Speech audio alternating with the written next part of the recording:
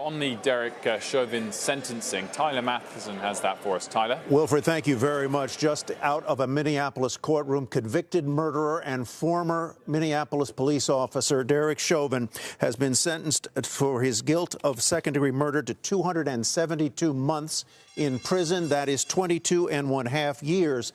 The sentencing guidelines would call under normal circumstances for 12.5 years. So the judge added an additional 10 years to the sentence of Chauvin in the killing of George Floyd a year or so ago. He cited the circumstances of the crime, the depravity of it, and the abuse of power as reasoning behind his adding 10 additional years to the recommended sentence under Minnesota law of 12.5 years. The prosecutor, Matthew Frank, had asked that the judge go even further and sentence Chauvin to 30 years, but the judge, in effect, split the difference between the two, the 12.5, which is mandated or recommended under the law, and the 20 and the 30 that the prosecutor asked for. So, once again, 22.5 years, 270 months, compared to the 150 months that is the general sentencing guideline.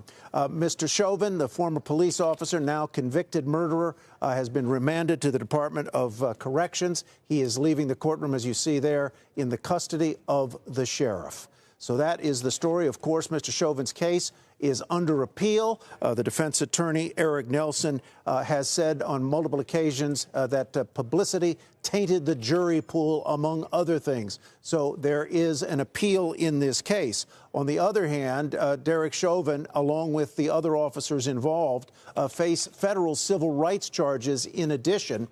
Earlier today, Wilf and Sarah, as I wrap up here, Mr. Chauvin did speak in the courtroom and say there was little he could say. He hoped that he did say that he hoped that the Floyd family would find some peace and that he would reserve further comments for a later time, and sort of cryptically that other things would come out that might serve to deliver some sense of peace to the Floyd family. But again, those comments were cryptic.